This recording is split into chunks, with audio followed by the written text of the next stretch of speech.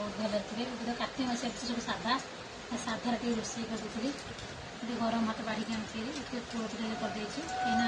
आज गुरुवार रसुण पकईबी तो बोले आंबुल फुटा पकड़ कोळथ डाली करदे बीन आलू झुडुंग आ पोटल पकई भजा कर खटार चीनी पकई किंतु टे मसला दे देती भल लगे बोले टे पक्का टे पकई दली देती लंका पकई आगे आलू सिझा कली आज आउ कि करनी खाइबा एति आलू सीधे पिज टे सोरिष तेल पकई से खाइबे बोले कहीं मुझे खाइबी मोर भजा डाली दरकार आलू चकड़ा खाइबी खट्टा टे मतलब प्रिय भोक भी लगे डेरी हो